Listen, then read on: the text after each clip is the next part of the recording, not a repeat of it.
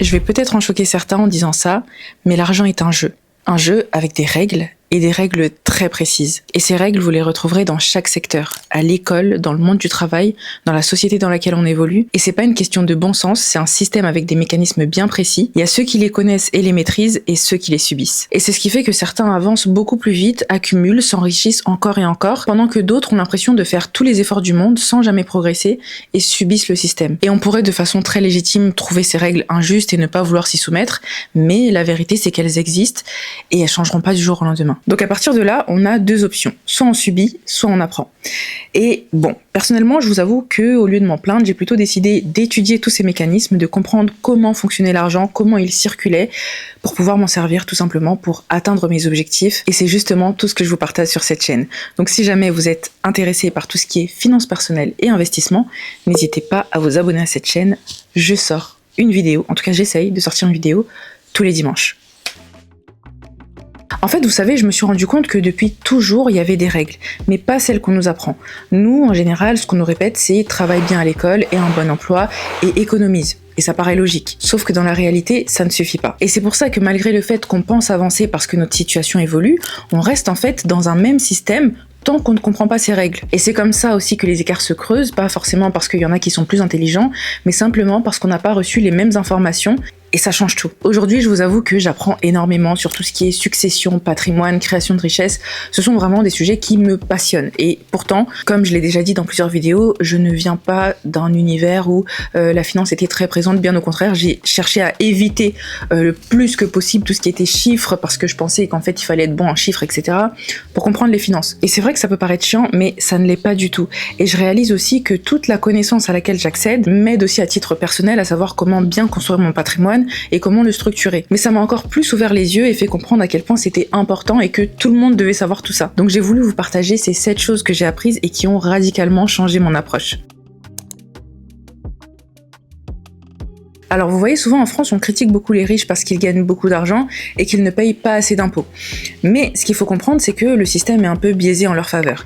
C'est injuste, mais encore une fois, c'est comme ça. Et en fait, c'est tout un mécanisme qui est mis en place. Déjà, il y a une différence entre la manière dont la plupart des gens gagnent leur argent et la manière dont les grandes fortunes le structurent. Nous, dans la majorité des cas, on a un salaire qui est imposé presque immédiatement et les salaires payent souvent les impôts les plus élevés. On ne décide ni du moment, ni du montant, ni de la manière dont il est taxé. Et une fois payé, vous le voyez sur vos salaires, il reste peu de marge de manœuvre. Par contre, les entrepreneurs et les investisseurs, eux, à l'inverse, ils ne vont pas tirer leur richesse de leurs revenus. Quand on regarde des profils comme Bernard Arnault, Xavier Niel ou encore d'autres, on se rend compte que leur richesse est liée à ce qu'ils possèdent. Des entreprises, des parts, des actions, et ça change absolument tout. Parce qu'à partir du moment où vous possédez des structures, vous ne subissez plus les flux d'argent, vous les contrôlez. Et il y a beaucoup plus de leviers pour contrôler légalement sa fiscalité. Eux, par exemple, ils peuvent décider de ne pas se verser de salaire, de laisser l'argent dans les entreprises et de le réinvestir directement. Et tant que cet argent reste dans ces structures, il n'est pas imposé de la même manière qu'un salaire. Alors, l'autre chose importante, c'est qu'ils détiennent très peu de choses en direct.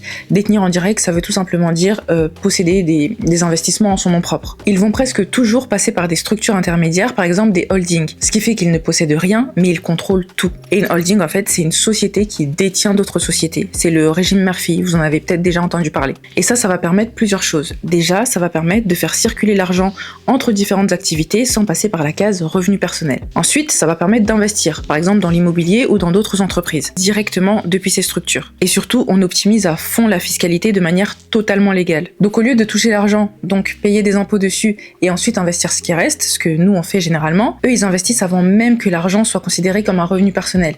Et ça s'arrête pas là. Il existe d'autres mécanismes totalement légaux qui leur permettent de continuer à vivre sans forcément faire sortir l'argent de leur structure, par exemple en s'appuyant sur leurs actifs, en empruntant ou en faisant circuler l'argent intelligemment dans leur société. Résultat, ils maintiennent leur niveau de vie, ils continuent à faire grossir leur patrimoine et leur imposition reste optimisée. Du coup, vous l'aurez compris, le plus important, c'est pas le revenu. C'est ce qu'on appelle la valeur nette. La valeur nette, c'est très simple, c'est tout ce que vous possédez, moins ce que vous devez. Donc ça inclut votre épargne, vos investissements, l'immobilier, vos parts d'entreprise, moins vos crédits, vos emprunts, etc. Le revenu, finalement, ça va être quelque chose d'assez visible, entre guillemets, c'est ce qu'on compare et c'est ce qui nous donne l'impression qu'on a réussi. Mais la valeur nette, elle est beaucoup plus discrète et elle se voit pas forcément. Mais c'est elle qui détermine réellement votre niveau de richesse. Si 2 salariés gagnent 5 000 €, mais que l'un s'en sert pour investir et que l'autre dépense, ils ont beau avoir le même salaire, il y en a un qui qui est beaucoup plus riche et dont la valeur nette est beaucoup plus élevée. De la même manière, un entrepreneur peut décider de se verser très peu de salaire, limite un SMIC, mais derrière sa valeur nette peut être très élevée. Et ne pas se verser de salaire, comme je vous l'ai expliqué, c'est une stratégie qui permet de limiter les sorties d'argent et donc de limiter aussi la taxation. Et je vous jure que là, j'essaye de vous expliquer ça de manière assez rapide, mais je pense que je pourrais vraiment en parler pendant des heures parce que maintenant, je passe mon temps à regarder des vidéos sur la fiscalité, mon algorithme YouTube, c'est n'importe quoi, fiscalité, compta, optimisation fiscale, vraiment. Mais je pense que paradoxalement, si j'avais appris toutes ces choses à l'école, ça m'aurait jamais intéressé. Je sais pas pourquoi. L'école a cette façon de nous désintéresser des sujets qui sont pourtant super intéressants. Mais bon, bref, on passe au point suivant.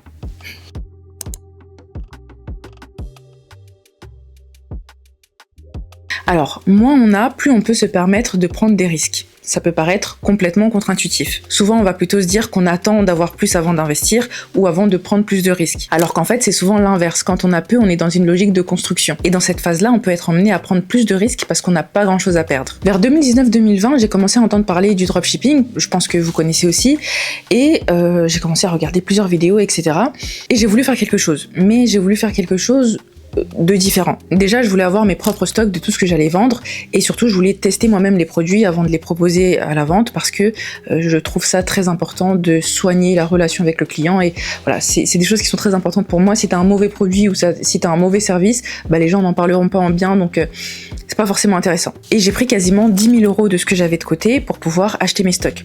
Et dans ma folie des grandeurs, puisque je n'aime pas faire les choses à moitié, je voulais avoir plusieurs articles pour toutes les références que j'avais. Et en plus, madame avait plusieurs références, donc ça n'arrangeait pas mon affaire. Mais en fait, moi, c'est soit je me prenais pour Amazon, soit je ne faisais rien. Et ben voilà, j'ai tout perdu. Je vais pas faire durer le suspense longtemps. J'ai tout perdu. En fait, c'est pas que j'ai tout perdu, mais j'ai vendu très peu par rapport au coût que j'ai engagé. Mais en fait, pour moi, c'était pas très grave parce que le but de mon salaire, c'était ça. C'était de pouvoir m'en servir comme tremplin pour pouvoir tester des choses. Et bah, j'ai testé. Il y avait beaucoup de règles que j'avais pas mises en place. Et puis, la communication, le marketing, toutes ces choses-là, je vous avoue que c'est pas mon fort. Donc, j'ai jamais su vendre ni faire des publicités pour mes propres services.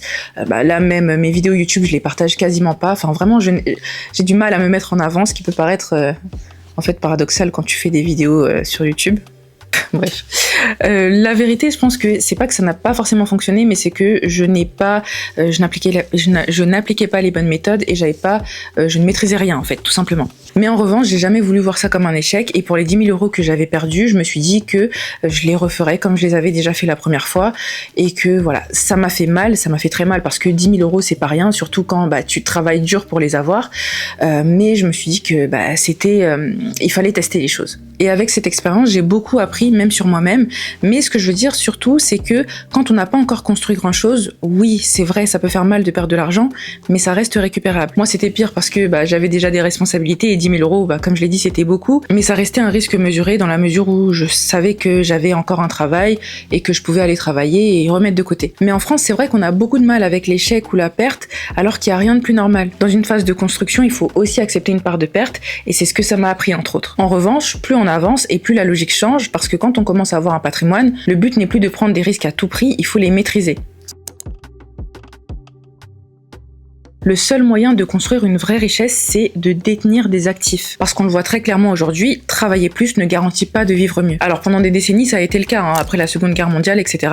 Le travail permettait vraiment de pouvoir faire évoluer son niveau de vie et même de changer de classe sociale. Mais là, on n'est plus du tout dans la même dynamique. Les salaires n'évoluent quasiment pas. On est environ aujourd'hui à 0,6%, quelque chose comme ça.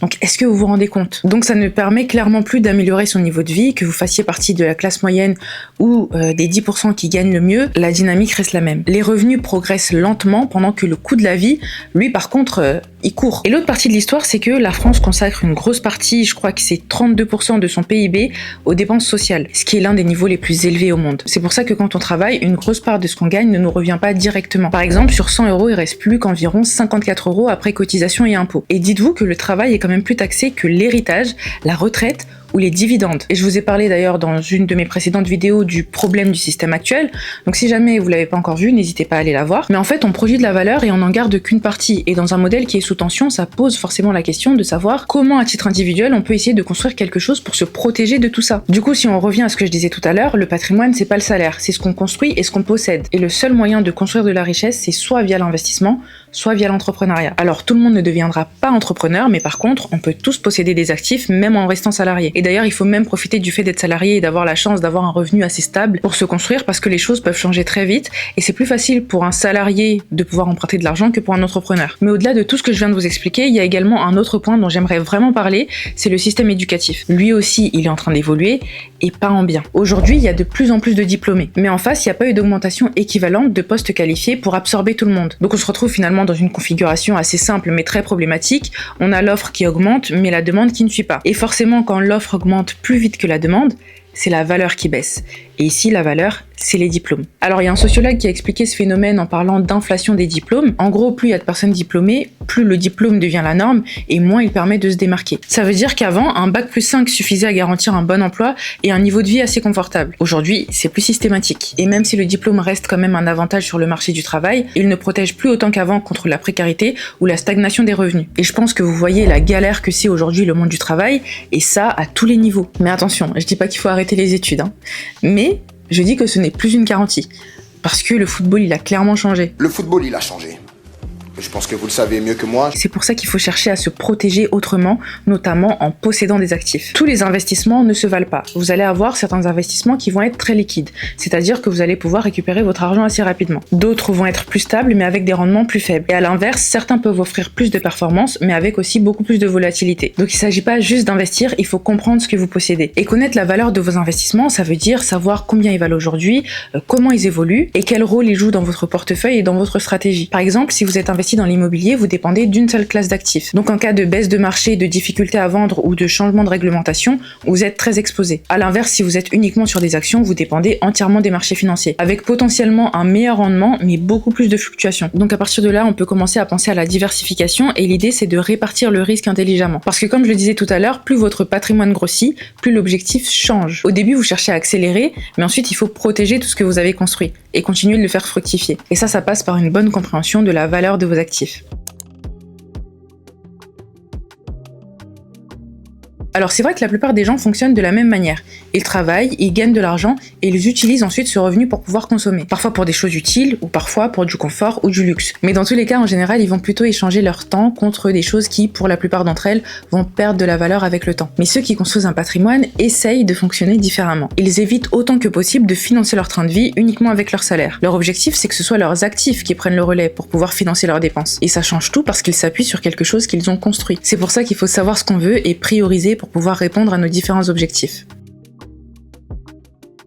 L'éducation financière, finalement, c'est aussi comprendre toutes ces choses pour pouvoir les utiliser correctement. Et c'est toujours pareil, la question c'est pas de savoir si vous gagnez un salaire important, c'est de savoir quoi en faire et comment le faire. Quand on est au courant, ça peut vraiment changer notre manière de consommer et de construire. C'est la fin de la vidéo, j'espère qu'elle vous aura plu et qu'elle vous aura appris des choses.